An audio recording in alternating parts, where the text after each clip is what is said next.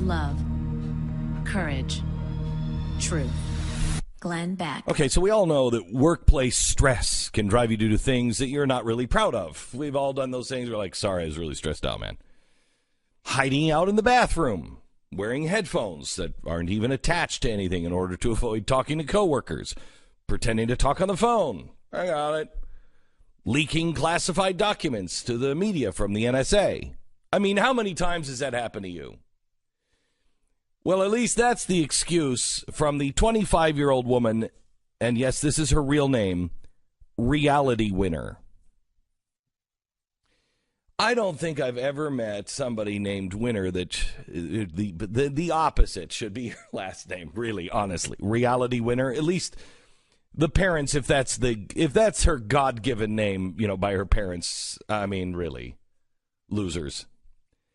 You might remember back in June, Reality was arrested on suspicion of leaking intelligence about Russian interference in the 2016 election to the website The Intercept. Now, the report suggested that Russian hackers attacked a U.S. voting software supplier. Well, Reality is back in the news, and aren't we all a tingle? She's back in the news because a transcript of the interview between her and the authorities was just released in a bid to convince a federal judge that she should not be released from jail pending trial. The transcript reveals exactly why she leaked the classified document and how. She said, I saw the article and I was like, I don't understand why this isn't a thing. It made me very mad. I guess it's because I've just, been hard at work. And I've filed a formal complaint about them having Fox News on, at the office. Hang on just a second. Hang on. She filed a formal complaint because they had Fox News on at the office? I mean, and I'm quoting her, at least for God's sake, put Al Jazeera on, or a slideshow with people's pets. I've tried anything to get that channel changed. Wow. So let's just make sure we have this straight. Fox News, just it being on in the building, was stressing Reality Winner out so much so that she consciously broke the law and leaked classified documents, which, of course, we all understand, right? Just, by the way, on a side note, she would rather have Al Jazeera. Let me say that again. Over Fox News, she'd rather have the poison that is Al Jazeera. And by the way, Al Jazeera America ceased operations before a complaint, so that request couldn't have been fulfilled anyway. Although I suppose a pet slideshow could have been honored. Who knows? But instead of just doing her job, Reality decided to leak classified information. Now, the second part of this story is how she did it. The transcript reveals that she transported the documents in her underwear, Sandy Berger style. Reality said, I folded it in half and put it in my pantyhose. In addition to the pantyhose confession she had on tape, she also admitted, yeah, I screwed up royally. Oh. Smuggling classified documents in your underwear? That's screwing up royally? I understand you had Fox News on. What were you going to do? This is apparently an epidemic on the left. The reason why I'm bringing this up as one of the three things that I think you really have to ponder today, one of the most important things of the day, we all get stressed out on little things at our job. Breaking the law and potentially putting our country at risk in order to send a political message, that's probably not the best way to handle stress. I'm just saying. Next time, do what the rest of us do. Hide in the bathroom with your headphones on, not actually listening to anything, just pretending like everybody else does.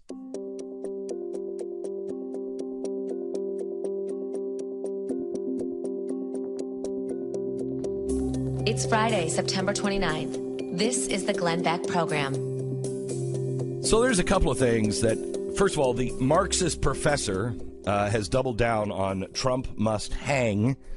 He tweeted, to save American democracy, it's not a democracy, it's a republic, but who am I? I'm not a professor. He said, to save American democracy, Trump must hang. The sooner and the higher, the better.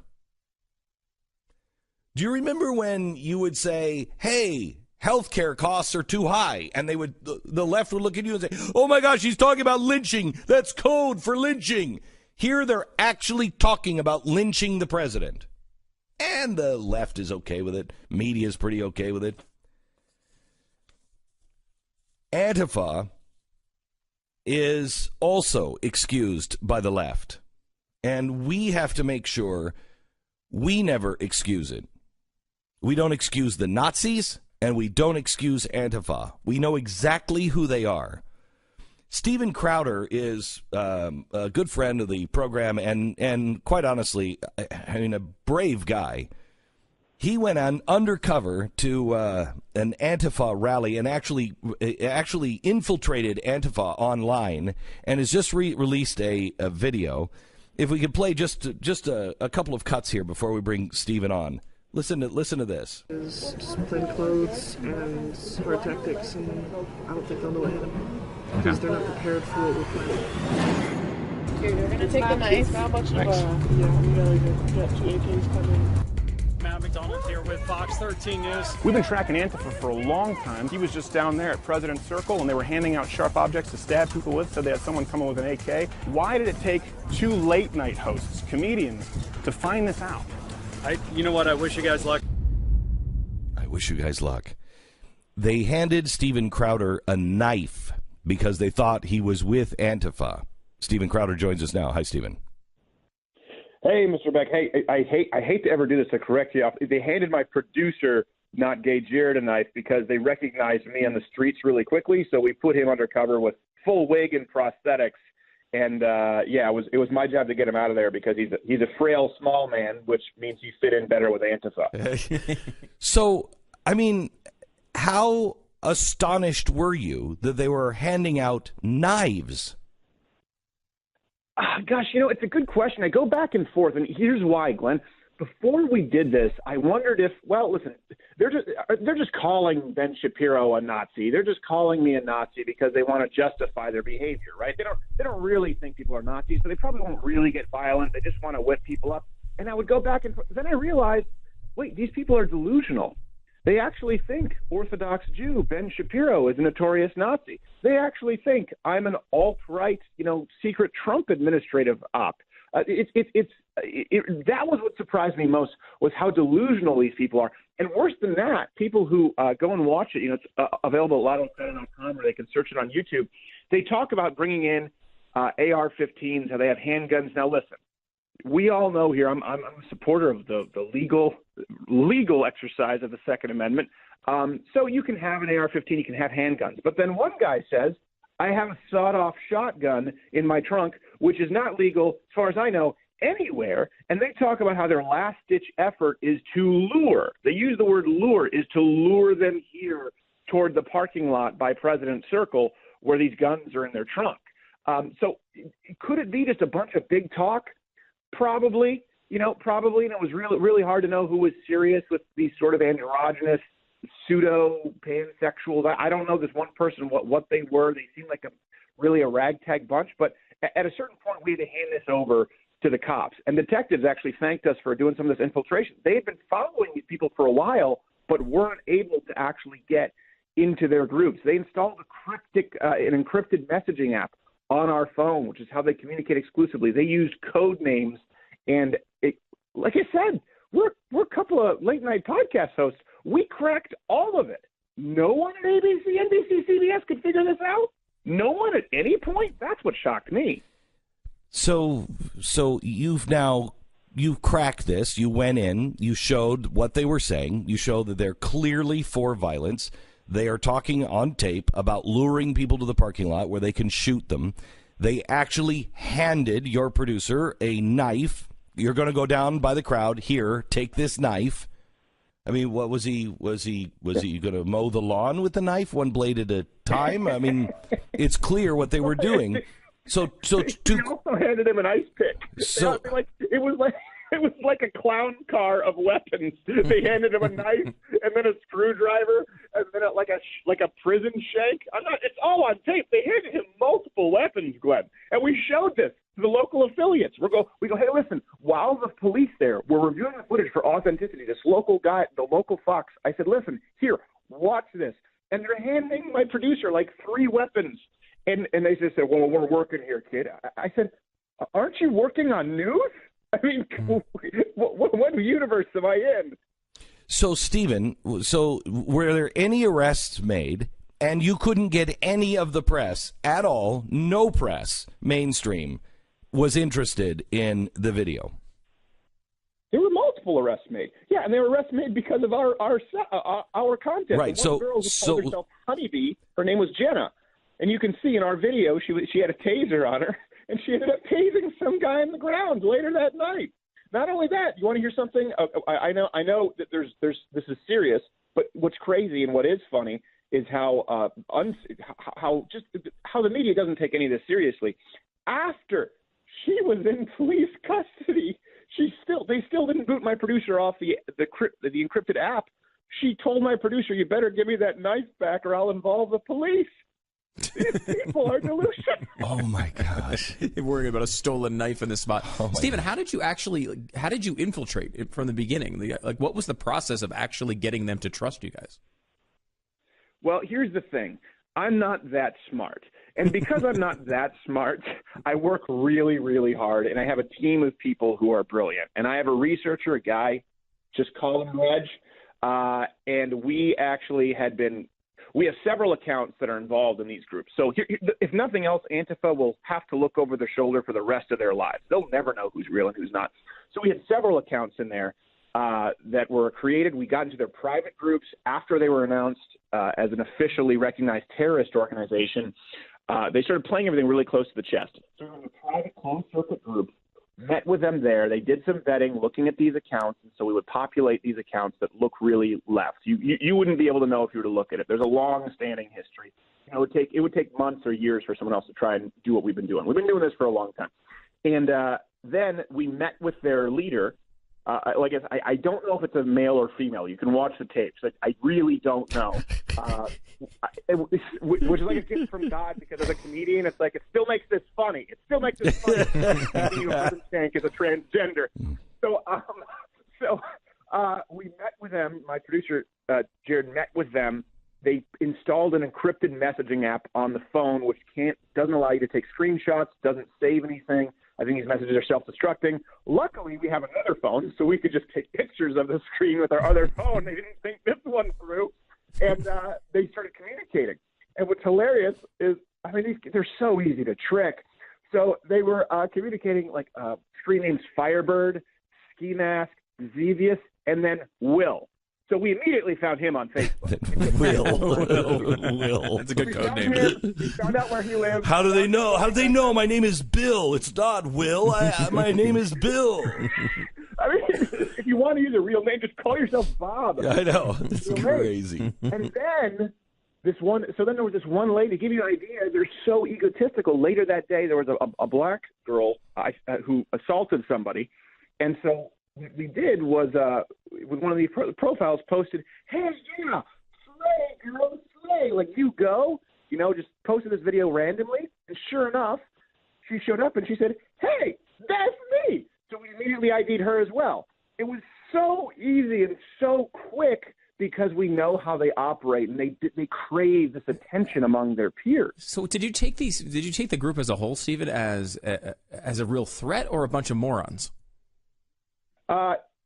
Here's the thing. I know that in different cities there are different kinds of Antifa, right? So these kids were kind of sad, but in other cities they look, you look at it and it looks like it's, oh my gosh, is that like a prison gang? So the one constant is violence. And people watching this video, we aggregated a bunch of content as their radio interviews. When they do speak out, they have said they are very willing to commit violence. That's what differentiates them from most other groups, is their willingness to commit violence basically as policy. And here's the thing. They call everyone a Nazi. And so they say it is justifiable to punch Nazis. That's part of their policy. Well, they call Ben Shapiro a Nazi. They call me a Nazi, so what are they going to call you? They justify if someone films them, they see that as a violence-worthy offense because they claim you have no right to film them. That's a violation of their rights, so they can physically assault you.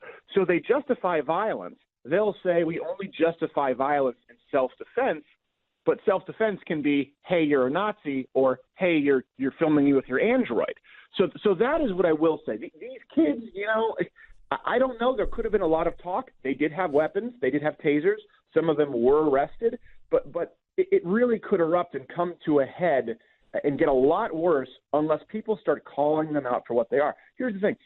When the media says, it's every single local story, this was at Ben Shapiro's speech, was people showing up to protest controversial speaker Ben Shapiro, but they didn't call him controversial. They called him a Nazi. So when the press says Ben Shapiro, extreme conservative, but they don't say protesters who call him a Nazi and or burn the flag and bring shivs to the event, guess what? They've changed that narrative. Ben Shapiro is the extremist. Yeah. The person with the ice pick screwdriver and clown car trunk full of armament is nobody. But I will tell you this, Stephen. I don't think the American people, when they see those people in the masks, acting the way they are, throwing and breaking glass and turning over cars, whatever. I don't think people see those guys as the good guys. I don't think even the people on the left. I've talked to people who are big time leftists. Or I shouldn't say leftist, real diehard Democrats, and they have said, I'm more afraid of our side than I am of your side. I mean, your side is in control. Our side, the Antifa stuff on the college campuses is way out of control. Thank you for exposing this, Stephen. Really appreciate it. You can find him at louderwithcrowder.com, and he does a late night thing. And if you don't know Stephen, you need to. He is an up and coming superstar and doing some really amazing work. Thanks, Stephen.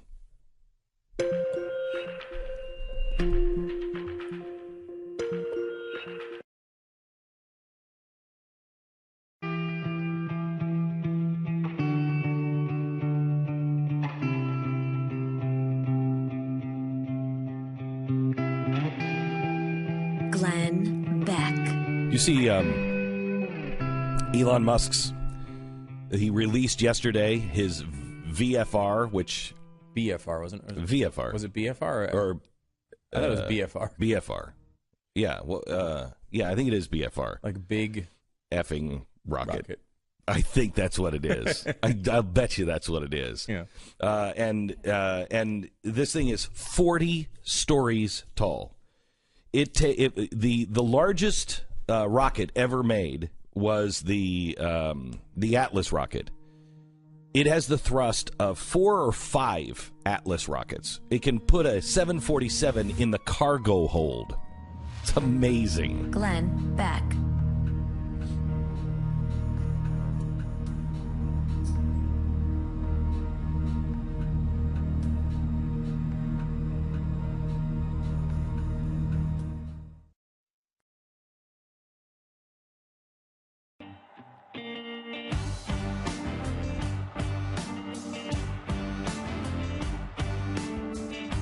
This is the Glenn Beck Program. We have an update on the Mad Pooper story. We do? Did they find her? We have found the Mad Pooper. It's okay, so if you don't know this story, where is it? Colorado, yeah. Colorado Springs, I think. There's this woman who, do you have a picture of her? I do not know. Okay, so she looks normal. We've only seen pictures of her from the back, and she's wearing her workout clothes, and she looks fit and normal. And I don't know what somebody who poops in people's front yard look like, but you didn't explain that part of the story yet. Yeah, so she's this normal woman who apparently just moved into the neighborhood or is just starting to do this, but nobody knew who she was. She goes for these jogs every day, and several times during the jog, she'll stop, pull down her pants, and crap in somebody's front yard like a dog.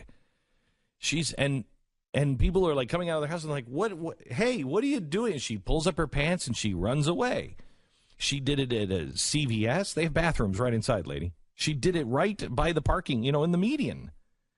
And So the police have been looking for her. People have been saying, "Hey, you know they're calling her the Mad Pooper. If you see her, we need to talk to her about hygiene." So they found her. They did, kind of. And I have to say, I am going to come in the skeptical side of this particular update. Because the Mad Pooper story needs to have a conclusion. I think we all agree on that. Oh, I think so. That's yes. a definite. But Yes. This update is questionable to me. A man claiming to be the spokesman of a jogger named the Mad Pooper, who reportedly has been, as you said, doing her business on the lawns of Colorado homes and in CVS parking lots, says the woman is struggling after gender reassignment surgery and as she battles a traumatic brain injury. Now, that first part, you're like, okay, wow, this is really a sad story, and, it's not really funny anymore, and, I hope she's okay. That's kind of how I reacted when I read that. However, it gets a little stranger as we go. The unidentified man, so we don't know who this is. How is this a news story? This is, by the way, Fox News is reporting this. How is this a news story? Wait. He's The unidentified man? He just said he was the spokesman for the Mad Pooper. They don't even know his name, but they're reporting it. Now, it could be that the Mad Pooper is such an important story that any minor development, any twist and turn in this incredible tale must be brought to our attention. Of course, and yes. of course, I believe that as I'm doing it. So I want that's clear. KRDO had reported this, I guess, a station in Colorado. Now, the YouTube video in which he claimed this has since been removed. So again, do we know if this guy is really the spokesman? Why does she have a spokesman? Most pooping does not come along with a spokesperson. There's no PR. Yeah. I don't. Maybe there's a PR crisis firm that, like, hey, have you been caught pooping in people's yards? Call us. Right. Okay. I'm not sure. Right. So let's just say this is a really sad start to this. Now, he said he was speaking on the behalf of the jogger named Shirley, and said Shirley can no longer control herself after undergoing the gender reassignment surgery. So far, you might say maybe, right? Okay, they posted this, then he thought better of it, deleted it, never identified themselves. Maybe, right? And it's a sad thing, hopefully not true. This is where it kind of loses me, though. He added, the jogger's actions are protected under the First Amendment. Oh, my gosh. And the government cannot control when and where she decides to do her business. Yes, they can. Yes, they can. Now, I'm as libertarian as they come. Yeah, right. But you're not pooping in my front yard. I'm sorry. That is not a constitutional principle. No. And Let's find that one in the Bill of Rights. Right. If you're pooping in somebody's yard as a statement, like I'm going to I'm going to the White House and I'm going to poop on the front lawn, I still don't think you can do that. But you're at least trying to get into the First Amendment. It's a little closer. That's the way I speak. And a lot of people talk right through their butt. So maybe, but you better be a good attorney. Yeah. If you're just coming and crapping in my lawn, I'm sorry, there's no right for you. No, No, I don't think so. No. Now, a criminal defense attorney addressed this First Amendment claim. How much money was spent on this story? I don't know, but I love it. Jeremy Lowe, he said, defecating in someone's yard is definitely not protected under the First Amendment, and it's actually a crime. This is actually the worst thing the family could do. Maybe they thought the videos would make the situation go away, but they won't. People all over the world are talking about this, and the police will catch her. The man in the video will also be called in court to testify. So no First Amendment protection for the Mad Pooper. And I find that to be very shocking and sad.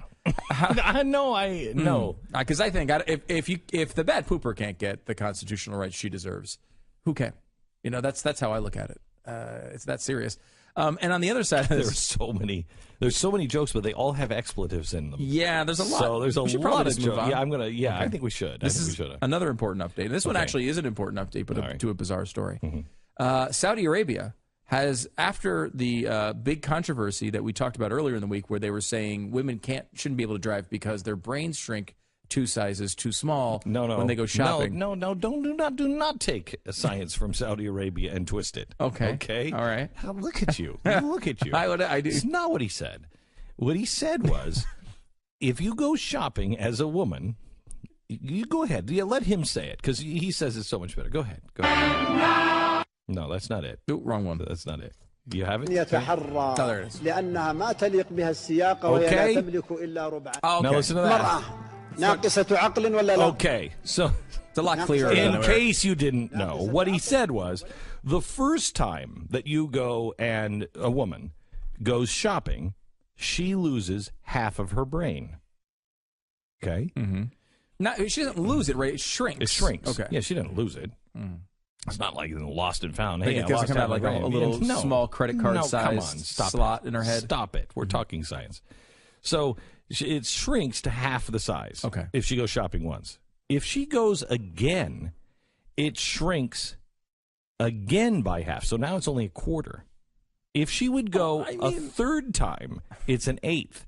And every time she goes shopping, it gets smaller and smaller. So women are never fully brainless, okay, because we're just cutting it in half each time. So Right. you're There'll always be ne- something left to There's cut in half. always something left. But that's why they can't drive. I Now, will say shrinking 2 sizes too small, I thought pretty well summarized that. I mean, the only thing I didn't No, it add turns is you into- extra shopping trips. that turns you into the Grinch. I know. And Well, I thought perhaps there's more than what comes in boxes and bags. I'm just saying. it's possibly go true. ahead. Okay.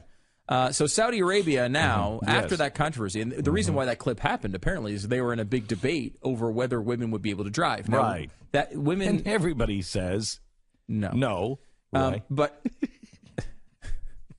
I mean, when you say yes until you have science that backs it up, like he had. now there's real science. So anyway, Saudi Arabia was the only country on earth that did not allow women to drive, and that is actually going to change now. They were the only one that would impose the driving restrictions. The royal decree will now implement the provisions on traffic regulations, including the issuance of driving licenses for men and women alike. I mean, as bad and ridiculous as this is, it's actually a big step forward for them. And You know, what's truly amazing is we're talking about oppression and how bad things are, and yet there was a serious discussion on television in a relatively modern society, a big player in the world. Serious discussion about how a woman's brain shrinks every time she goes shopping. We're oppressed? No, I think we're. I actually think we're. I think we're pretty good. I think we're pretty good.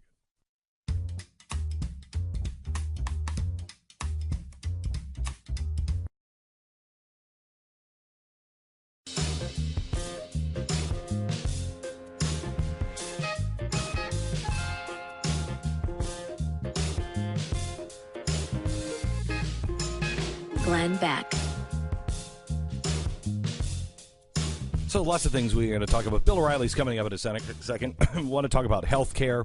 Want to talk about the taxes with Bill O'Reilly. But also, Senator Ben Sasse, I don't know if you heard this. In the minds of goober conservatives, the Russians are to blame for racial divisions. This is what was tweeted by Richard Spencer. Okay? Ben Sasse, who I think could run for president in 2020, 2024, and possibly win, be the president of the United States. He said this. His responses. 1, oh, let goobers and non-goobers agree on this. Racists like you are to blame, but Putin's agencies also love using you as their divisive tool. Next tweet. Don't get me wrong, we'll always have brown shirt, pajama boy Nazis like you and your lonely pals stoking division. But here's an America 101. Don't get America? Or you don't get America. You said you do not have some human right, some abstract thing given to you by God or something like that, end quote. Actually, that's exactly what America declares we do have. People are the image bearers of God, created with dignity and inalienable rights.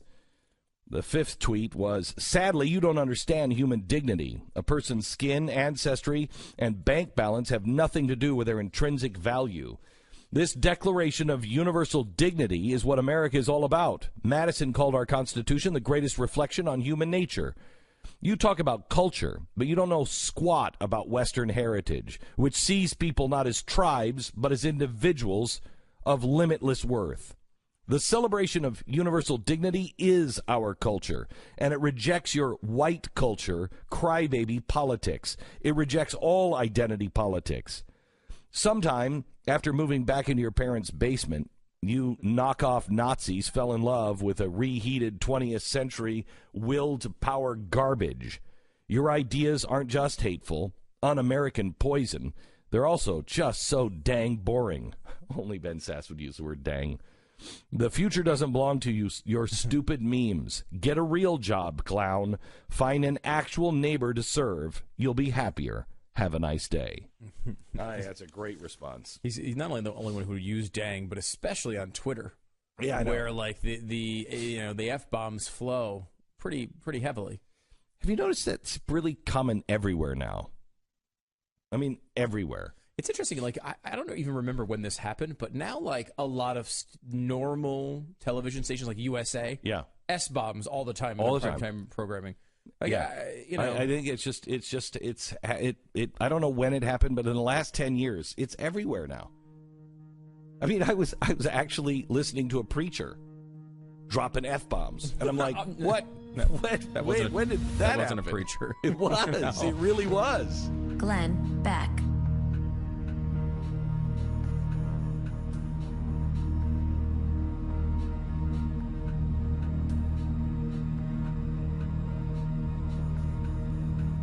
Glenn Beck. Do you remember when you get a Coke and a pack of M&Ms from a vending machine? Man, thank goodness we got rid of those evil sugary snacks in schools and college campuses during the Obama years. Boy, oh boy. Have you seen the numbers on obesity? It's way down, or exactly the same, or a little higher. Michelle Obama was worried about American kids being just too fat, and so she helped push through a law to replace the Twix that everybody wanted with a carrot stick that nobody wanted. Now some state colleges are moving on from obesity to attack a new problem, like the embarrassment and shame, specifically the embarrassment college women may feel when they have to go to a pharmacy and ask for an expensive morning after pill because they had unprotected sex with someone the night before, and then they have to go up and actually talk to a human being and say, "Can I have that pill?"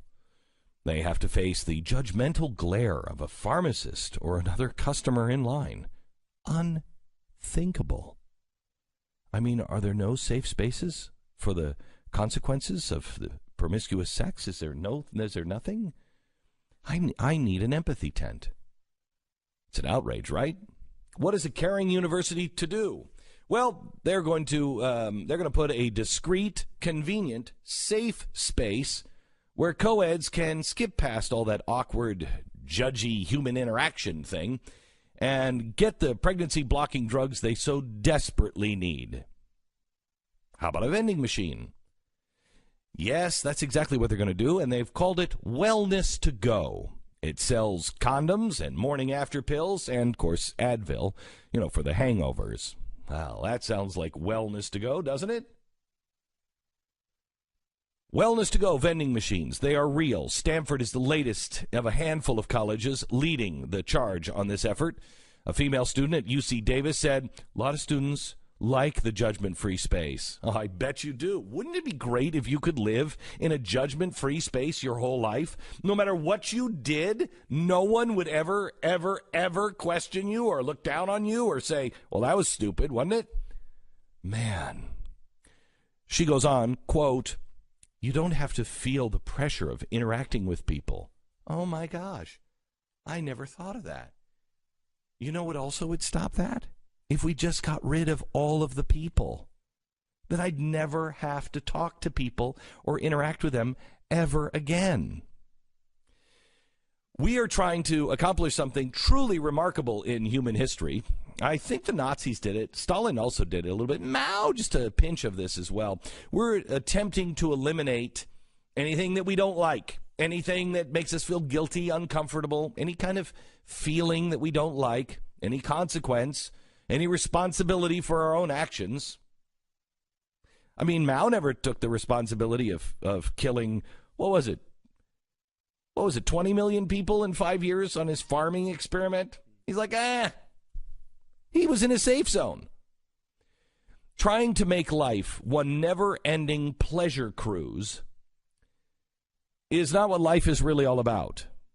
Not only is that impossible, it's dangerous, and it is literally killing our society.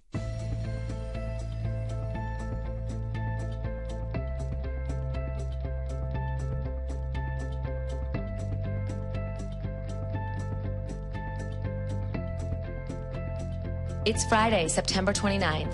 This is the Glenn Beck program. I warn you right now, for the next 40 minutes or so, this is not going to be a safe zone. He's going to say things that are uncomfortable for you to hear.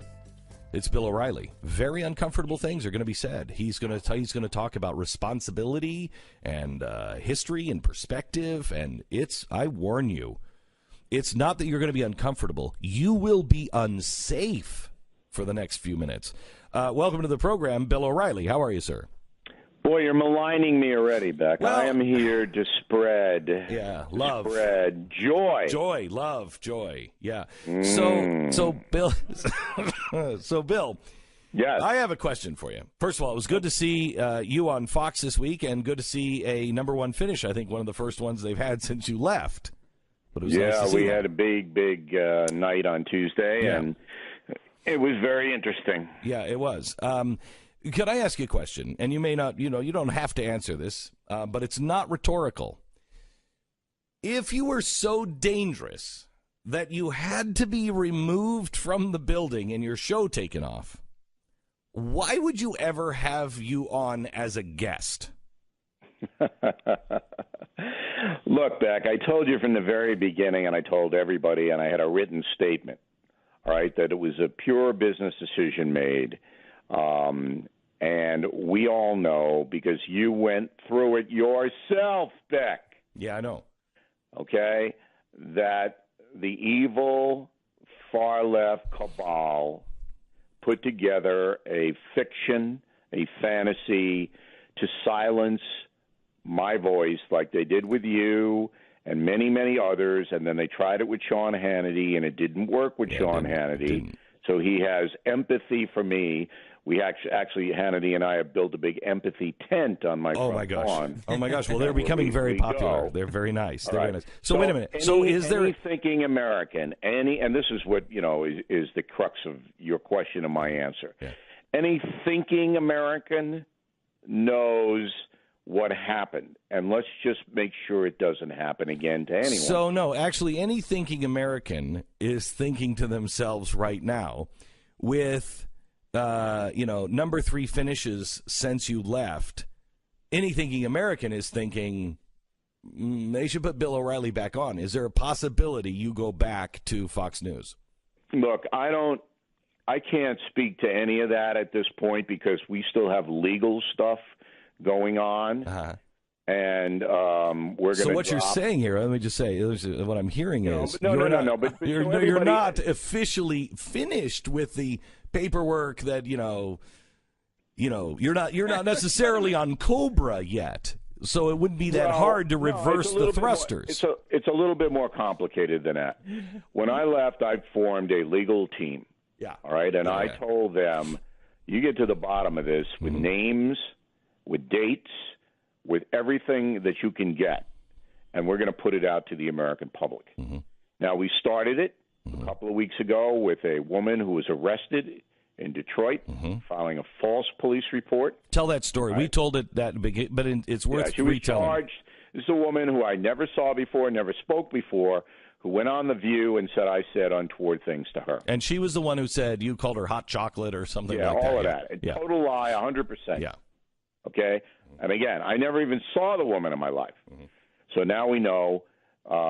Explain what she did, what happened in Detroit. All right. So she, a few years ago, calls the police, tells the police that a man threatened to harm her. The police come. The story turns out to be bogus. She's arrested and charged. Okay, wait a minute. You are for a broadcaster of your skill. That was a terrible telling of that story. Here's what happened. She is at home. She has a disagreement with her boyfriend. She says, "I'm going to call the police and tell them that you are pistol whipping me." And he says, no, you're not. I don't have a pistol. And she said, oh, you watch me. She calls police. She tells them, I'm being beaten with a pistol by this guy. Help, help, help. 911, they come. The cops, come in.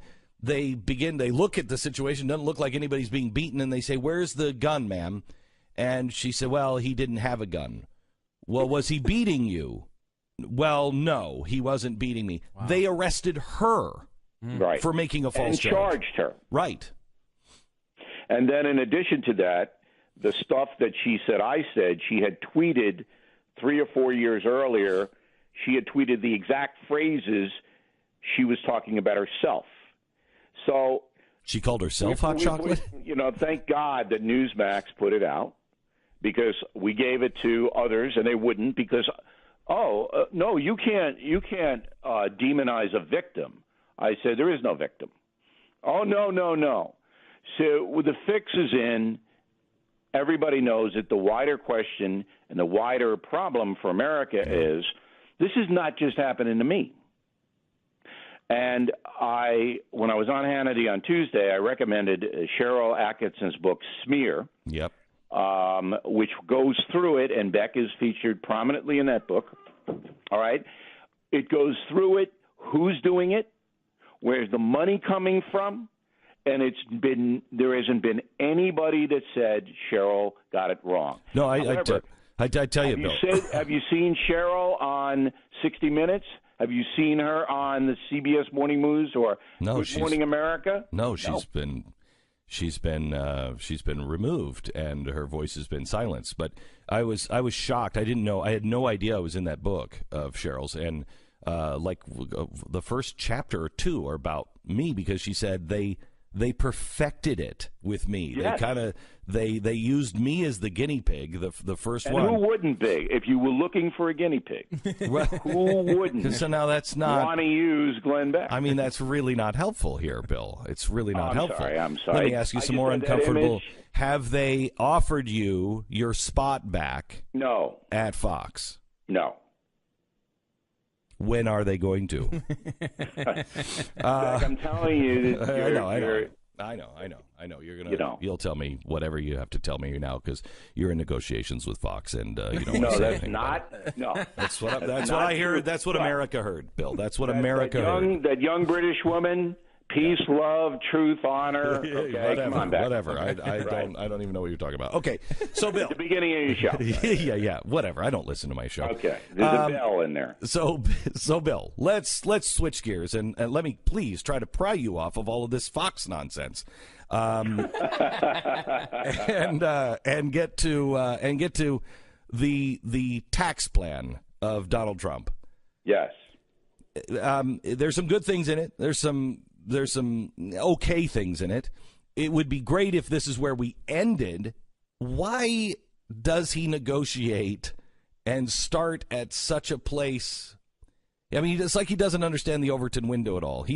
It's like you should be saying, we're going to abolish the IRS. And then when you get down to, okay, we'll keep the IRS, but it's going to be a flat tax of 20%, everybody's like, wow, well, that's so much more reasonable. I see what you're talking about. He starts so they don't wishy-washy. They don't use any strategic thinking and presentation. I can't speak for the president or his advisors. I really don't know why they do what they do. I think that most people in America, most working people, honest people, would benefit from this. That's really all I care about. It looks like it's fair in the sense that it would give people more power. Money is power, okay? And that's what I want to do. I want to empower the individual so they can have as a good a life as possible. But let's say if you're struggling, yeah, and and you're struggling to make ends meet. You were, I don't know, fired, and you had to leave with a $25 million settlement, and rough today. And you're struggling. Somebody who has that could end up paying a lot more in taxes under this, because it looks like they're going to come after people who do make a lot of money. Yeah, people at the high end will pay more, or it will be flat. So when Schumer, the Senate Minority Leader for the Democrats, comes out and says this is welfare, he's lying. Oh, my gosh. It just He's drives me lying. nuts. All right. Now, the real objection is the corporate tax because, as Bernie Sanders put it, this is unfair, more billionaires. And you look at these people and you say there isn't any tax cut, all right, that you would approve that's going to stimulate the economy. You just will not do it. But here's the fascinating part. If Donald Trump doesn't get it passed, I don't think he's going to be reelected. I mean, I think that'll be the end. Wow. I really do. Do you think he will get this passed? You know, what it's going to come down to is who's going to sabotage him in his own party. And that's kind of like we should have a guessing contest. Which Republican senators are going to turn and stab Trump in the back, in the face, in the front? So let's say Susan Collins, who really isn't a Republican, she's from Maine, she'll figure out a way not to vote for it, right? That's likely. Now, Rand Paul, you would think that he would vote for it. Because if he doesn't, he's over. I mean, they'll never reelect him in Kentucky ever. So you figure he's in. John McCain, I mean, I wouldn't be surprised if he walks on in and go, oh, you know, it's just not right. So no, John McCain. Maybe, honestly, John McCain is making Ted Kennedy look like a conservative lately. Yeah, I mean, he's so all right. So you say McCain and Collins, that's two.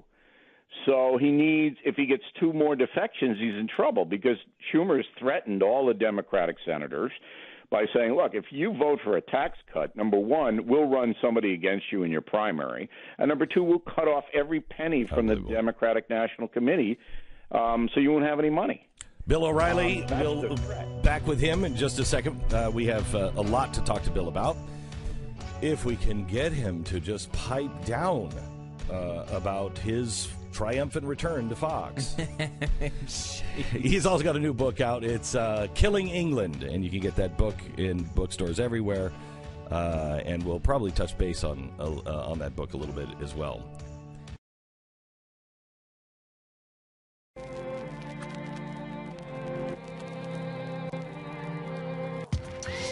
Glenn Beck. So, Stu, do you ever watch the Bill O'Reilly podcast, the No Spin News? Yeah. Wow, that sounded convincing. Absolutely. Do you notice on that BillO'Reilly.com? Is that yes. what you said? Do you notice that he's not wearing the suit? Really? He's very. I mean, yeah, of course I've noticed. Right. Bill, you're going casual an awful lot. I wanted to know if you've heard about Forever 21 coming out with a new Taco Bell clothing line. I can't wait. Yeah. I'm going to dress like a burrito. Yeah, right. I mean, what have we come to when Taco Bell has a clothing line out that is going to be sold in the malls? Well, you know, they better watch out or Media Matters will boycott them like Ivanka Trump. Right. Boy, the Ivanka Trump stuff is just... Yeah, I mean, and that's what we were talking about previously. That what did Ivanka Trump do to anyone? Nothing. So these idiots get to Nordstrom's and they say, hey, you know, if you don't dump her clothing line, we're going to put the color of change outside all the Nordstrom stores and scream you're a racist. You know, how long are Americans going to put up with this? That's my question. How long are we the people going to put Bill, up with this? we don't even know what the freedom of speech means in this country anymore. I mean, well, you know, that's one of the reasons, and I'm sure we'll get to Killing England, the number one book in the country right now. Wow. Yeah. Again. But people have got to do it themselves. They've got to start to get away from the machines and get away from just being interested in what their own pursuits are and say, you know what? Our freedoms are really under siege. This country is changing for the worse. And they did that to some extent with the NFL, Beck. Last night, you didn't see anybody sitting. All the players stood up. Yeah. Now, granted, they were tickling each other and doing the lambada, but they didn't kneel. I'm fine with that. Right? The lambada? Yeah, the dance of love. The dance of lambada. I think that's a partial lobotomy and a dance move, but I'm not sure. Right, but something go ahead. like that. Yeah, all right.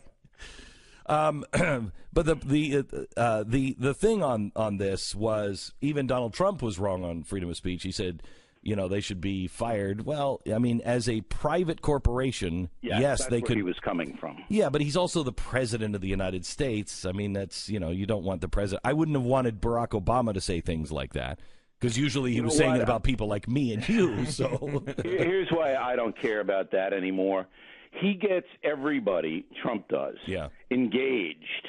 So everybody starts to pay attention. That's hard to do. Yeah. Okay, I guess we're out of time. We just cut Bill O'Reilly off. Back with more of Bill here in a second. Glenn Beck.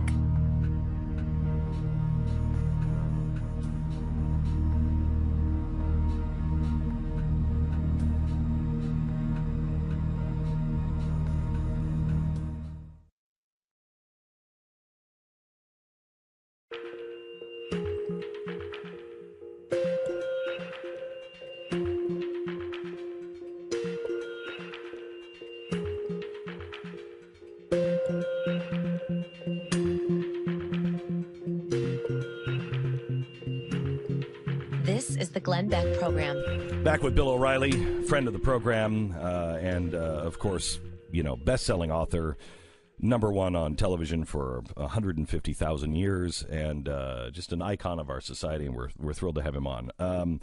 Let me switch to healthcare, Bill, because I think when you said, which I think is pretty important, what you just said about taxes, that you don't think if Donald Trump doesn't get this passed, you don't think he will be president or he'll win in 2020.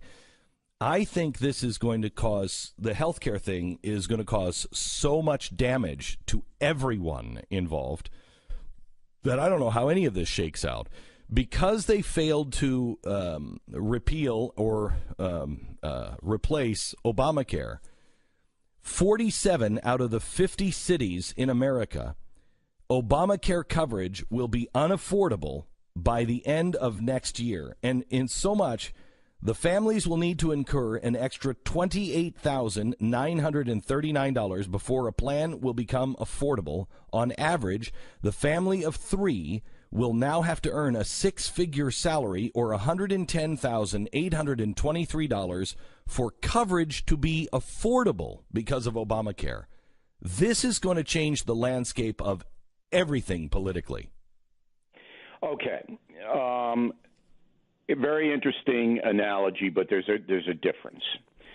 Because I do this BillO'Reilly.com thing, I have much more access to individuals because they can reach me faster and more direct, okay? Yep. So we've got hundreds of thousands of people now that I hear from, not all of them, but we have a lot of input coming in. Right. When the health care thing went down, the vast majority of my audience, which is not a strictly conservative audience, okay? Mm-hmm. It's traditional, but not strictly conservative. Yes, I agree. Weren't that angry at Trump, okay? Their anger was turned into McCain and the Democrats, okay? They don't know who Susan Collins is or Murkowski.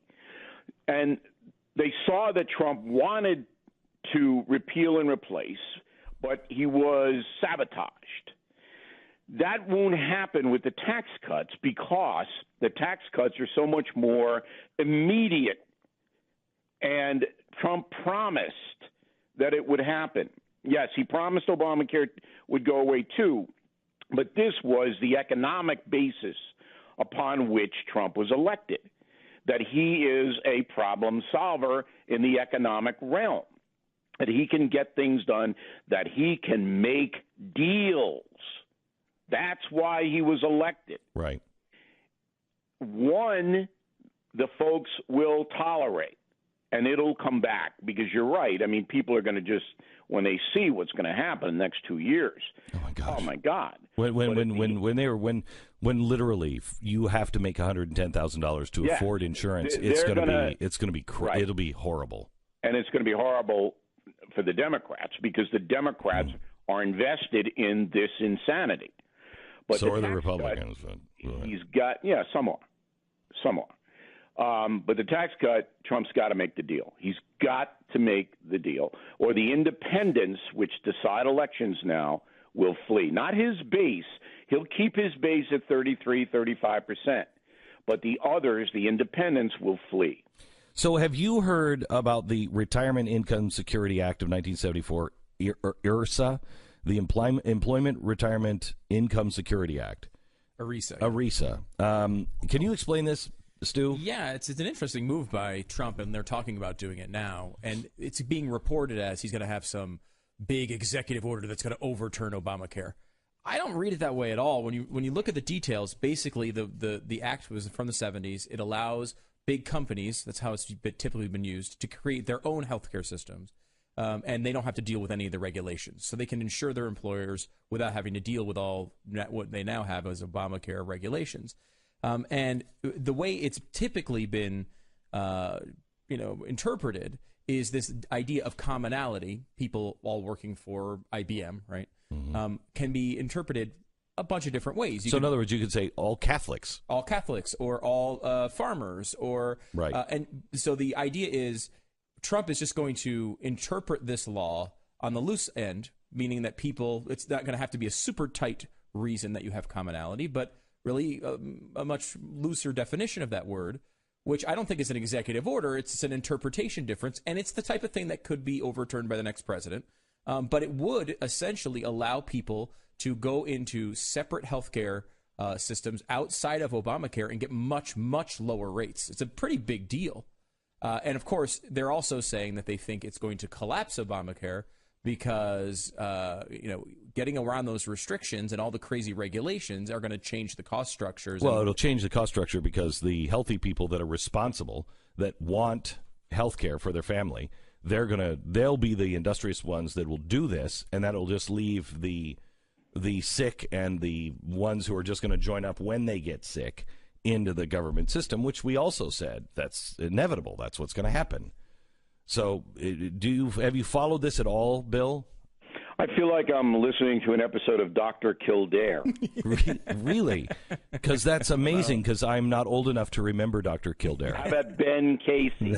No. Marcus Welby, kind of. Mm-hmm. But okay. I'm more of emergency, Squad 51 kind of guy. Yeah. Yeah. All right. Because I think that I really think it's interesting solely from the idea that this is supposedly the Trump administration and Rand Paul working together on a solution that is within the law and is not some unfair executive order. Rand Paul is a constitutionalist.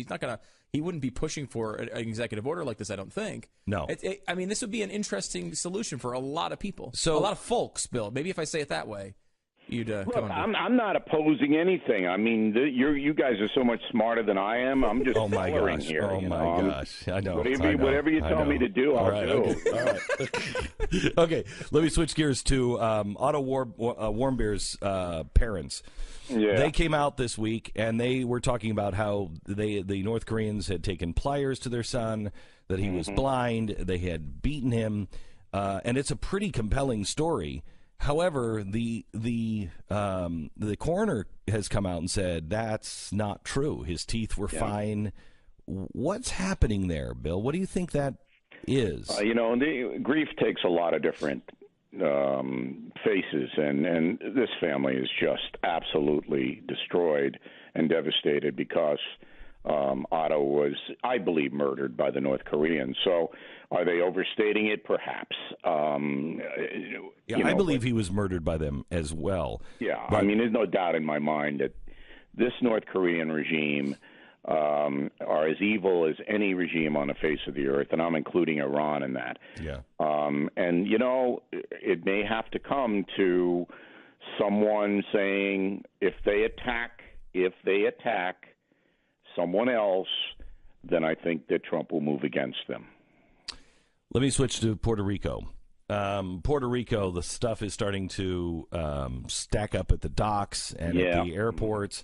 And that, I mean, this is a disaster of biblical proportions. I mean, this is a parallel to New Orleans and Katrina. I think it's bigger than that. I think it's much bigger than that. It certainly would, but the same problems are in place. Correct. When you saw what happened in Texas and the way that the Texans dealt with it, you were dealing with a efficient government. You were dealing with people who are basically organized and responsible, so that they were able to take the aid that was offered and really move quickly. Yeah, but living in Florida. But also, Texans, I mean, it's not an island, and so people came from all over Texas. They're still going every weekend. Yeah, sure. They're still going, and they have gas, and they can get places. They don't have any fuel. They don't have cell phones. They have nothing. So let me make my point here. All right, okay, all right. All right?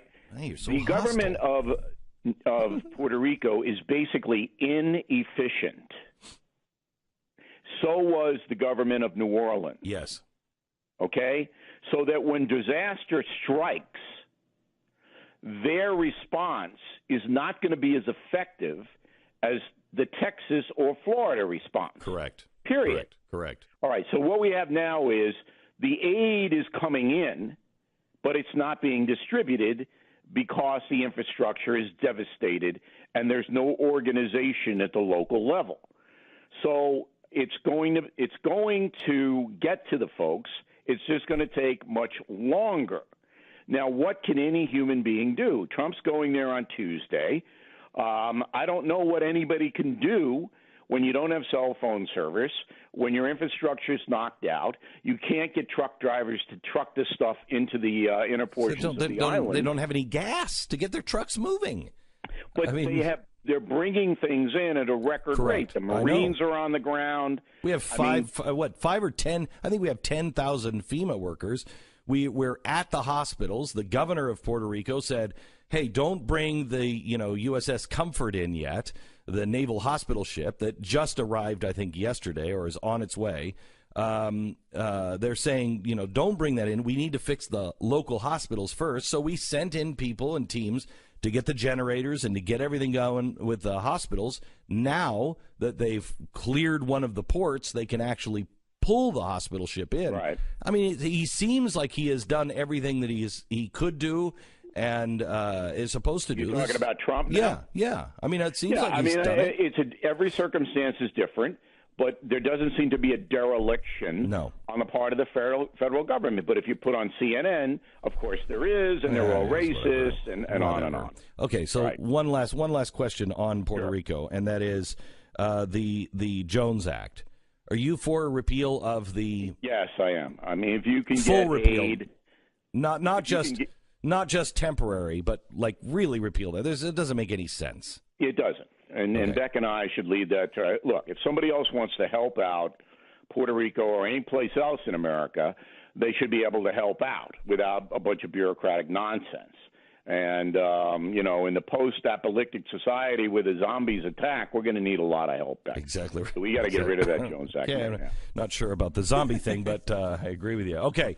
You're not sure about the zombie thing? Yeah, I'm not sure. I'm not sure about that. No. Have you ever been to Bolivia? No, I'm only kidding.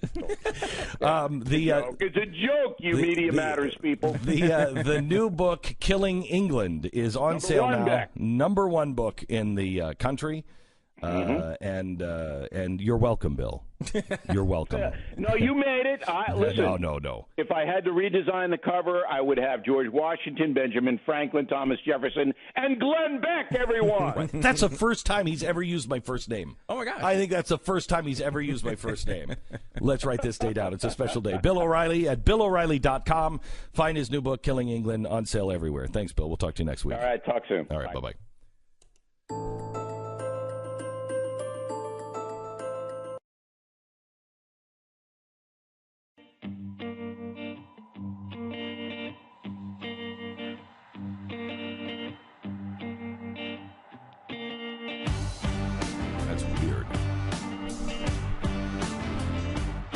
Glenn Beck.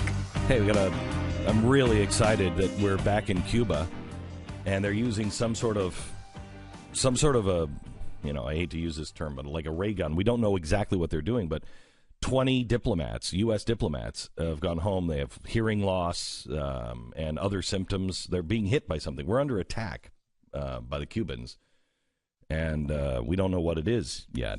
Also, there was something else we want to mention before the week closes out. The son of Hamas, which I think his dad either was the founder of it or ran Hamas. He was on this program about a year or so ago. He went to the UN this week, and he gave the Palestinian Authority a piece of his mind. Listen to this. My name is Mus'ab Hassan Youssef. I grew up in Ramallah as a member of Hamas.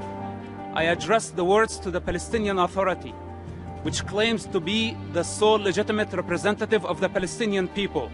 I ask, where does your legitimacy come from? The Palestinian people did not elect you, and they did not appoint you to represent them. You are self-appointed. Your accountability is not to your own people. This is evidenced by your own total violation for their human rights. In fact, the Palestinian individual and their human development is the least of your concerns. You kidnap Palestinian students from campus and torture them in your jails. You torture your political rivals. The suffering of the Palestinian people is the outcome of your selfish political interest. You are the greatest enemy of the Palestinian people. If Israel did not exist, you would have no one to blame. Take responsibility for the outcome. Glenn Beck.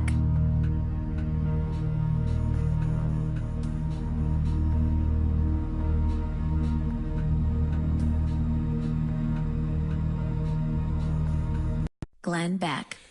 I've told you for a while that the entire world is being remapped, redesigned, everything. Our businesses, our infrastructure, everything, including the maps. And Europe is on the verge of a complete redesign of the maps. Not since World War I have we seen the possibility for so many countries or border changes. Last Sunday, the Spanish region of Catalonia this Sunday, Catalonia is going to head to the polls to decide whether or not to break away from Spain. They've been threatening this now for a while, and it's been heating up. At the moment, thousands of people are rallying in the streets, but the Spanish government doesn't really like this. It's not taking this divorce lightly. 4,000 Spanish police have already been deployed to the regions. Polling stations are being forcefully shut down, and politicians in Catalonia are being arrested. The streets in Catalonia are about to erupt. Now, this is only another ripple in the coming tidal wave of problems for the EU. The amount of nations looking to split from the EU or regions looking to gain independence is staggering. Spain, France, the UK, Italy all have strong independent movements inside of their own borders, and the dominoes are about to fall.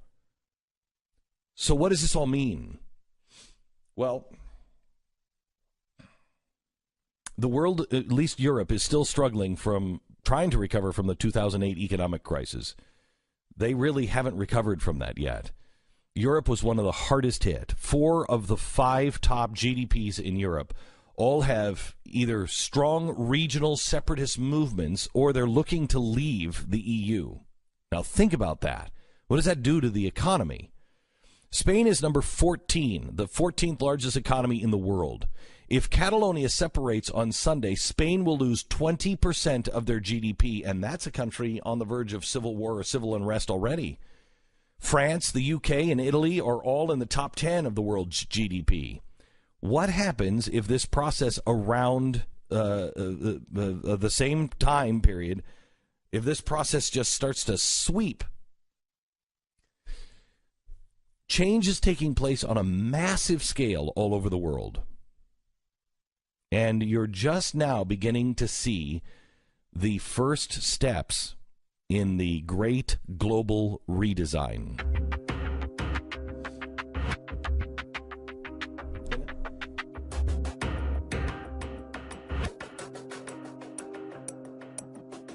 It's Friday, September 29th. This is the Glenn Beck Program.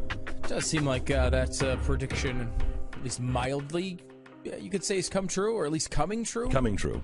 I mean, you've been talking about that for especially Spain. Yeah. But all of this, we've been saying that and you know what's really scary is we're at the beginning of it. The next collapse is going to be the one that really hurts.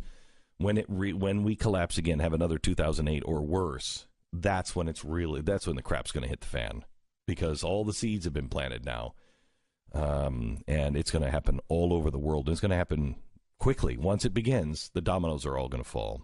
So we need each other. Let's help each other. Let's be good to each other. And let's remember what's important and what matters most. We wanted to get Phil Kerpen on because the Menendez trial, this is a senator who is still a sitting senator and is a co-defendant on 22 felony counts of fraud, bribery, and related offenses. Nobody's covering this. That's incredible. I mean, you would think this is a gigantic story, and I feel like, is it one of those stories where, the media is just doing it out of bias? Is it that they think there really is nothing to this? Because this is a senator, a Democratic senator, and he's still a member of good standing on the Senate Democratic Caucus. He's going through a trial, 22 felony accounts. And they won't even say they will ask him to resign if he's convicted. So Phil Kerpen has been following this, and we wanted to get him on. Phil, how are you? I'm doing great, Glenn. It's been a while. How are you? I know it's been a while. It's great to talk to you. You're covering this. You're following it, and break it down, because I have absolutely really no idea what this is about, because nobody's covering it.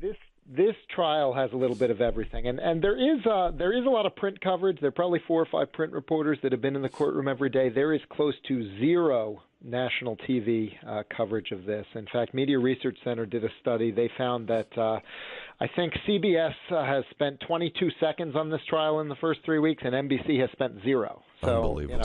That's and it's not because this trial wouldn't be an incredible ratings boom for them, because this trial features multiple international supermodels. It features private jets, luxury resorts in the Caribbean and in Paris. I mean, it's got all of these stunning visuals that should be a huge ratings boom, and yet, for whatever reason, TV's completely ignored it. But here's the basic version of the facts in this case. An eye doctor from Palm Beach, Florida, Solomon Melgen, developed a very special relationship with Senator Menendez, where he gave the senator access to his private jet whenever he wanted it to fly wherever he wanted, and access to his luxury resort villa at Casa de Campos, one of the most luxurious resorts in the Caribbean, in the Dominican Republic. He paid for his hotel rooms in Paris when he wanted to go there. Jeez. And they basically lived together. They lived this massive international luxury lifestyle. And all of it, by the way, was paid for with money stolen from me and you and everyone listening to this through Medicare fraud.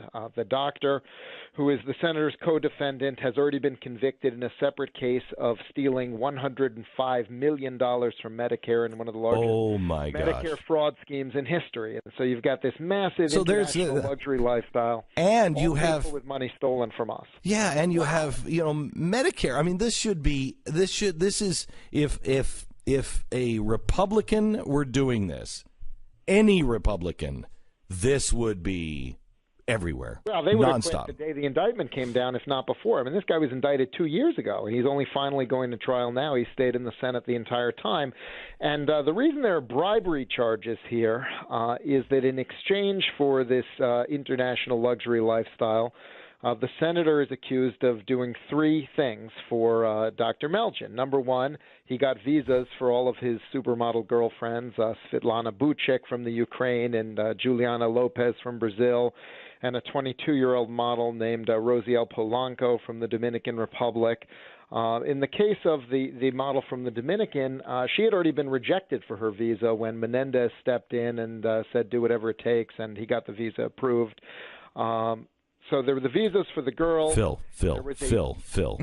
Yeah. America cannot have enough global supermodels.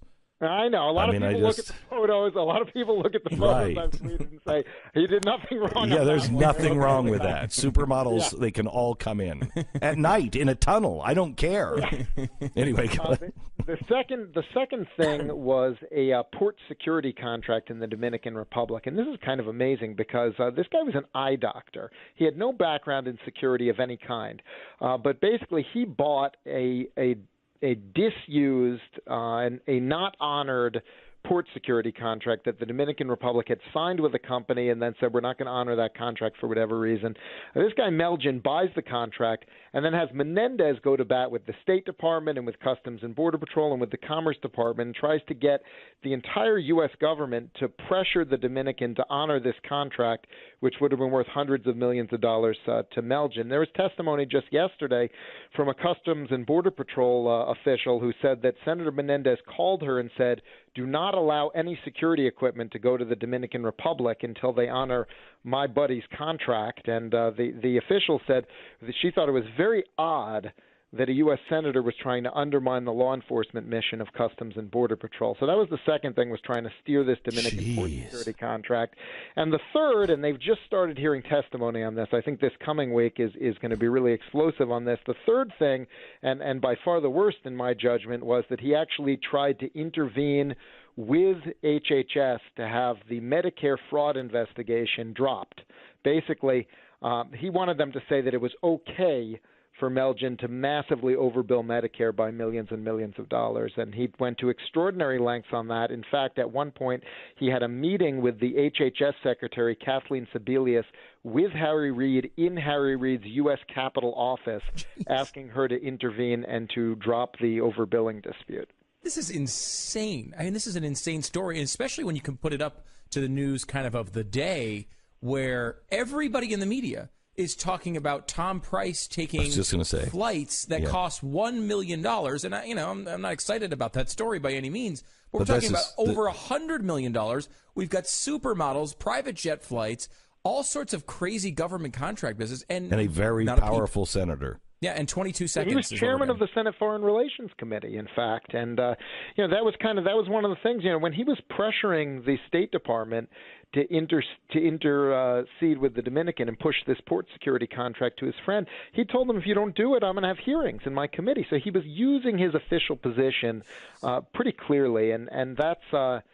I think, going to make his defense argument. He's basically making two arguments in his defense, which I find very unpersuasive. We'll see what the jury thinks, of course, but he doesn't dispute that all of these facts happen. But what he says is, I call it the Bismarcky defense. He says, we were just friends. We were just friends. We were friends. A friend lets a friend use his jet in his resort, and a friend helps his friend with visas and government contracts. It was all just friendship. It wasn't bribery.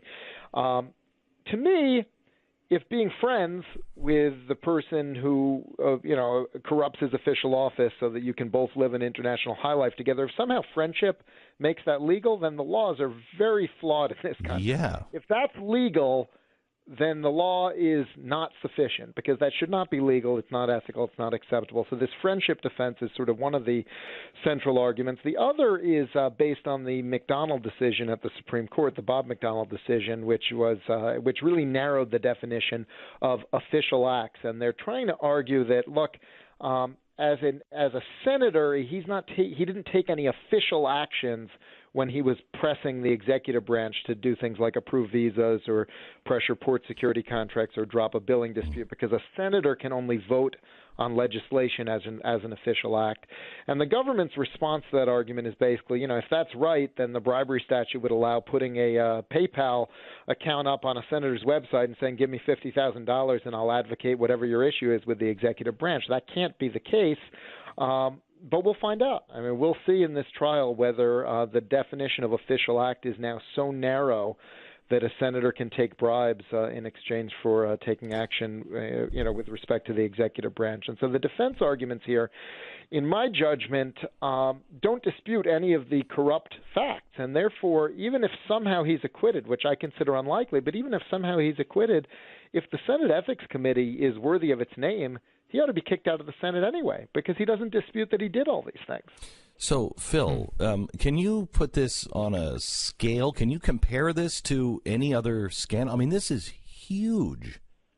Can you compare this to any other scandal that you've seen? I mean, there's really no comparison to anything, at least in our lifetimes. I mean, there was a senator who was kicked out for corruption in the 40s, I think. I don't know too much of the details of that case, but we've never seen anything quite like this, just the scale and the scope and the brazenness of it. Here's something that's kind of interesting.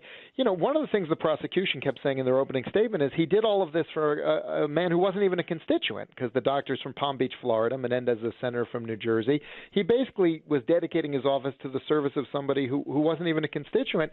And Menendez's lawyers responded, well, no, U.S. Senate is a national office, so everyone in America is his constituent. And the judge said, I don't think so. And he actually ordered briefing on the definition of the word constituent. So. Wow. That's amazing. Are they – because I'm surprised, you know, if this was a Republican, every media member would go to every Republican and ask them their opinion on Menendez. To disavow him. Yeah. Will you step down? Has there been any attempt at that? And are the reason why the Democrats are sticking by them because they think Christie will, you know, since he's still in office for a few more weeks, it seems, that he would give a Republican the office if he has to step down, and they'd have an advantage in the Senate? You know, the media showed a little bit of interest a few weeks ago, right when the trial started, and CNN did some questioning. You know, CNN has actually done pretty good coverage of this trial on their website, but almost nothing on the TV. I don't know why. Well, you only have 24 hours. Yeah, right. You only have 24 hours a day. Yeah. You know, some of the Democrats have been asked. Chuck Schumer's been asked. There have been some RNC trackers out asking sort of this. The amazing thing to me is the Democrats, a lot of Democrats have been asked this question. Do you think Menendez should resign if he's convicted? And they won't even say yes to that. They'll kind of say, I don't know, he'll have appeals. I don't know, a convicted felon in the Senate might be all right. What? No, right? No, there's not. So you're a convicted felon. You're a convicted felon. You lose your right to vote, but not lose your right to vote in the Senate.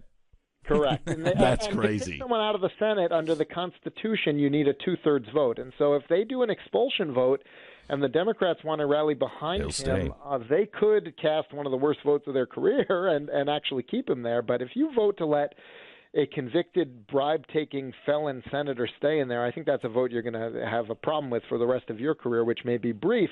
Now, the reason, you're correct, the reason they want to stall and run out the clock is if a conviction comes down next month, they're going to be looking at the calendar and saying, Governor Christie's only in office until January 16th. All the polls say that Phil Murphy, the Democrat's probably going to win that race in November.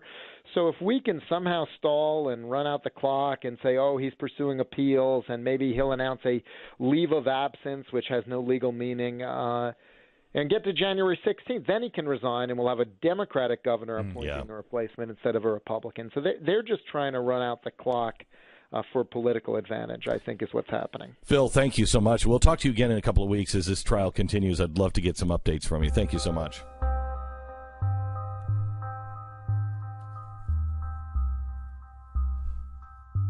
Phil Kerpen is the president of American Commitment, and you could probably read he raised a lot of really great opinion pieces as well. They're all over the web. AmericanCommitment.org is the site.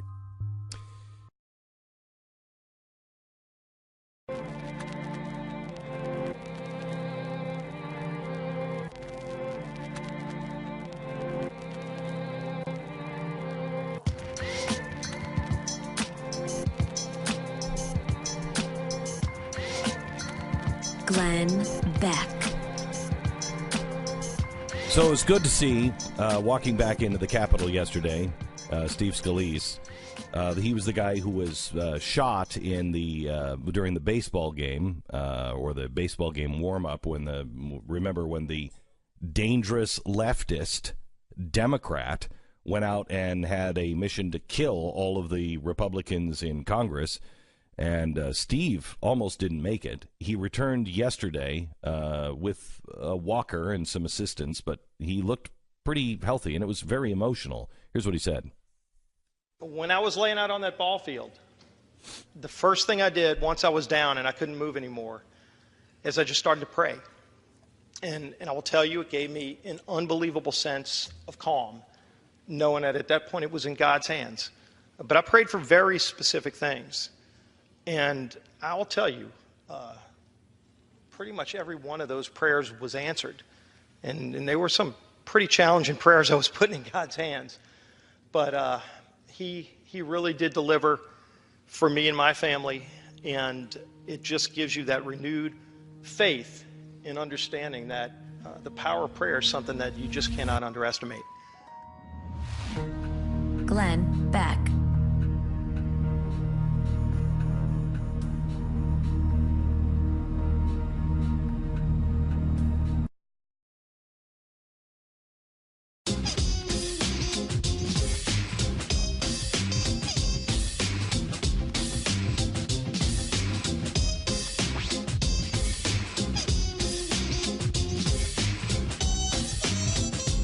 You're listening to the Glenn Beck program.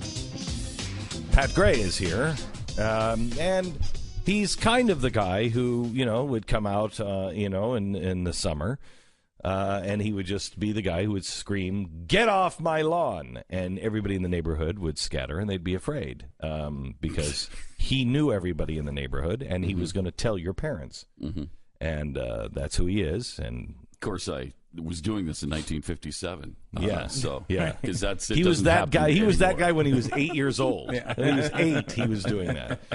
Welcome, Pat. How are you? I was 8 in 1957. Wow, am I older than I thought? Yeah, you weren't even born in 1957. No, I was not. No, I was not. You were born in 1953. No, I was not. I noticed that you guys are avoiding the real issue. The real today. issue? Yeah. Well, we've avoided it. It's pathetic. Yeah. I mean, how long can you avoid calling a racist a racist? The racist racism of white supremacist Melania Trump. I can't believe you're not even... Why? You didn't even lead with this today? No, you didn't talk about it at all today? No, we were covering up for the... You sure were. The racist... It's pathetic. I mean, I thought we were at least going to... Yeah, we wanted to give the guy a chance and his wife, but we're going to call it when we see it, and when it's wrong, we're going to call him out. So what exactly has Melania Trump done?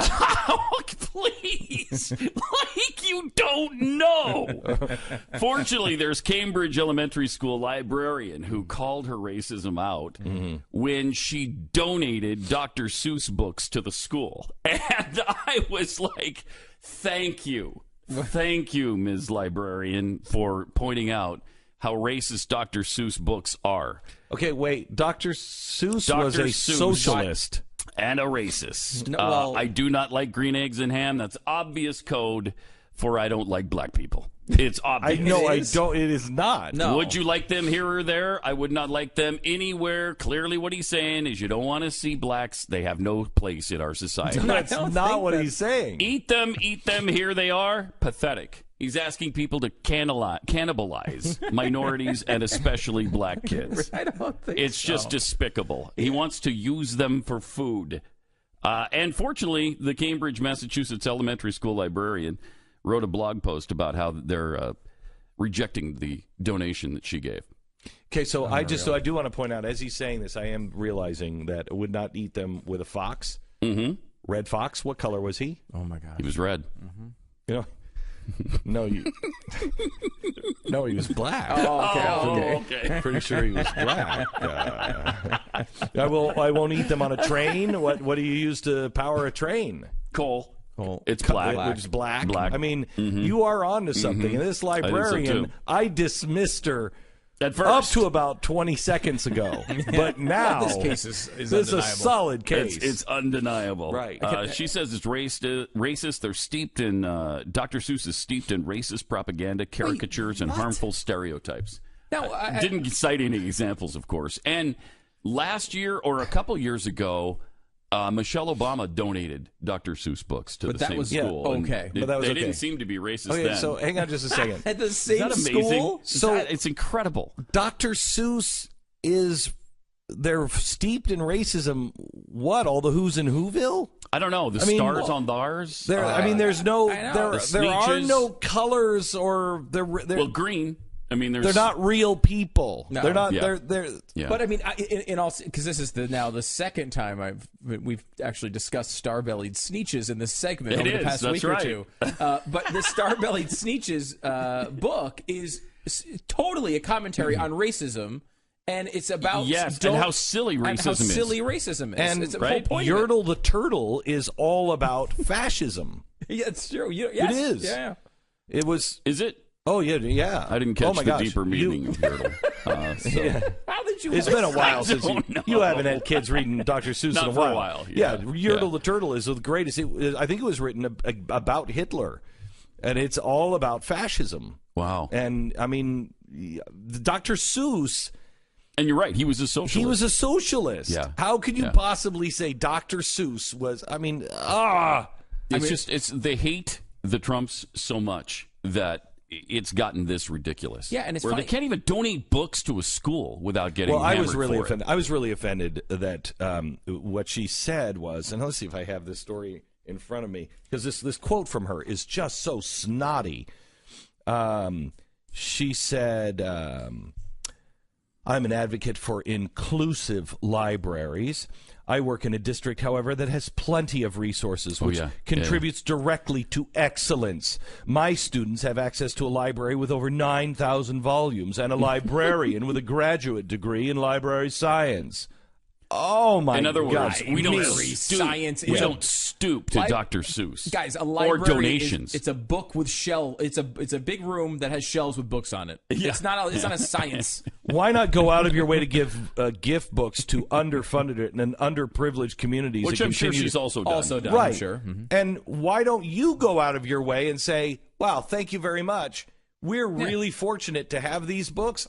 I'm going to give them to a school that I know of. Yeah. Because they're so blind with hatred, they can't do it. I know. Oh, They I just don't know. can't do it. Take your master's in library science and move to a needy community where they actually need someone in that role. Or, instead of staying in Cambridge. Since you seem to be such a leftist anyway, why don't you just do what all good leftists do and burn the books? It's a good idea. It's a good idea. And that was the end of Yertle the Turtle, if you remember. That was actually the last line. I don't remember. No, I don't know. Really? Is that a true story, Yertle? No, I don't think it was.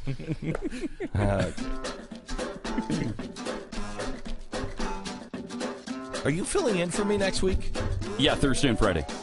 Nice. Mm-hmm. Who's filling in for me Monday through? I believe they scheduled Doc for that. Doc Thompson. Doc Thompson will be doing that. That's got to piss you off. I mean, Doc's been stabbing you in the back for. Hate that he guy. Talks about hate you that behind. guy. I didn't want to say anything, but now that it's out, there is a feud brewing. Really? Behind the scenes. I haven't noticed that at all. Yeah. For either of them. No, Stu. Don't tell Stu I told you this, but Stu's part of it. He's fueling it. Wouldn't I know? Why would you tell me if I was Stu fueling is it? sitting right there. I don't have to tell him. You just did. He's stupid. Too stupid to know. The jealousy of Doc and Stu is crazy. Really? Huh. I'm your friend. I'll only tell you the truth. Is that you, Roger? I don't know what that means. Thanks very much, Pat. I don't either. I just thrown it out. Pat Gray Unleashed, by the way, coming up. Blaze Radio TV Network, and you can subscribe to the podcast wait. as well. Before you leave. Could I get Justice Ginsburg, please, who is looking so healthy lately? I don't know if you see her. I mean, she's really sick, isn't she? Did she have cancer or something? She did, but I think this is just okay at the time. old, because how old is she now? 84. Oh, she looks 84. every bit of it. She does, and she can't hear. And the guy had to repeat. Was Charlie Rose, right? He had to repeat the questions over and over and over. Are you talking about the interview she did with him? Now listen to this. Listen to this answer. Tell us. What happened? What happened? What do you think happened in the last election? Here's Justice Ginsburg. Do you think sexism played a role in that campaign? Do I think so? Yes. I have no doubt that it did. Yay! Let's clap! Let's clap! Now's the time to clap! Can we stop for a second? I think it was decisive. Why is that a clap line? I don't. Why? Wouldn't it be terrible? Seriously, why is that a clap line? Because if it did happen, you should be horrified. Yeah. Right? Mm-hmm. Yeah. If she's just saying it for political reasons, then you clap because, hey, yeah, she's on our side. Right. If it really happened, you don't clap for that. Yeah, this happens with global warming a lot. Like someone will come in and be like, global warming, if we don't stop what we're doing, it's going to kill 9 million people. Yeah, they said it. They said it. 9 million people are going to die. And it's like, crazy. you're supposed to be rooting against people really dying. If you're a real journalist, isn't your follow-up then, was it sexism when Barack Obama beat her in 2008? Was that sexism too? Yes, Isn't that yes. your next question? I bet they would say yes. Not for this guy. He doesn't challenge her at all. Go ahead, play the rest of the clip, please. That it was Decisive. there In are other so words, if so Hillary many Clinton had things- been a man, she would have won that election going away. There's so many things that Good golly. might have been decisive, but that was a major factors. Can I tell you something? When I was in Nantucket... Makes you feel good she's a Supreme Court justice, Yeah, doesn't it? Yeah. So when I was up at the Nantucket Project, I said, and got a big laugh, they said, the question was, why did Hillary Clinton lose? And I said, she was awful. She was just awful. And nobody laughed and nobody clapped. She was awful. She was one of the worst candidates that I've seen in my lifetime. She was awful, an awful candidate. And she was thoroughly corrupt. Everybody laughed. I mean, it wasn't a laugh like... Really? It wasn't a laugh like, ha, ha, ha, he made a joke. It was like, ha, yeah, that's true. It was kind of, And from all the people who voted for her anyway. Yeah, I mean, That's great. There's such a recognition... Oh, she's outside corrupt. of Everybody the knows media. it. Yeah, there's such Everybody knows outside of the media, there's such recognition with regular people that voted for her. Oh yeah, she's absolutely corrupt. Well, there's a lot of that goes along with people who voted for Trump, too. Like, they don't necessarily love him, but, he was closer to what they wanted to deal with at the time. And so they love one thing their about him, nose. that he speaks his mind. They love that about him. I that's what I've come to realize. They just love that he's outrageous at times with his speech. And they like that because nobody else is. And so they excuse everything else. I just wish we would see the same boldness that we see in speech with policy. Yeah. We have a Right. tax plan that just came out. Terrible. That is, it's a moderate. It's actually an increase on a lot of people. And I mean, I think it's overall, a slight improvement It's to what we okay. have. It's not, okay. It's not the worst plan ever. No. But I mean, it's not bold at all. It is. I mean, I would who be was the disappointed guest? in Was it- George Bush for proposing that, It or was- any other Republican. Oh, yeah. Paul Was Ryan, Mitch McConnell, anybody. Was it David French that was on with us yesterday, the day before, who said the rhetoric does not match the policies? We are fighting like one side is the devil, to the other. We're fighting back and forth. And the policies, if you look at them side by side, they're pretty They're about the close. same. They're about the same. Like, what are we doing? There's an argument to be made. You go all the way to the wall and you pay the political price for a 10% flat tax. And you don't care and you go all the way to the wall. They want us to go all the way to the wall to go from 39 to 35?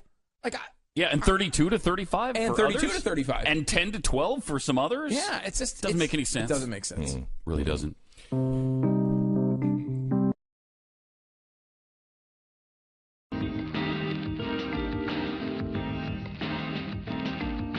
Glenn Beck.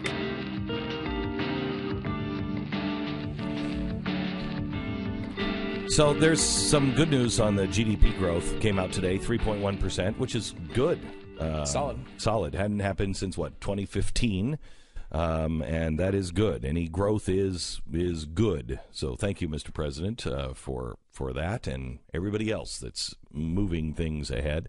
Interested to see what happens with the tax reform. I'm tired of MSNBC is just nonstop, and so is CNN. Nonstop. Donald Trump's getting rich off of this tax cut. Stop it. Stop it. It's so ridiculous. They just want... They're using the 4% cut. The exact same talking points they use on every single cut of taxes. Look, the people who pay the taxes are the ones that have money so that they have earnings, so that they have taxes. And why do we have a 39% tax cut? Because, or 39% tax rate? Because when I say to you, they're taking 40% of your paycheck. Yeah. That's obscene, and everyone knows it. Yep. And that's just the federal. By the time you're finished with these clowns, with city and state, you are over 50%, nearing 60% of your paycheck. That's wrong. It's criminal. It's completely ridiculous. But when you've taken 50% of the population and told them they don't have to pay any taxes, you can't cut theirs any further. And they've even done that. They've started refunding beyond zero. Glenn Beck.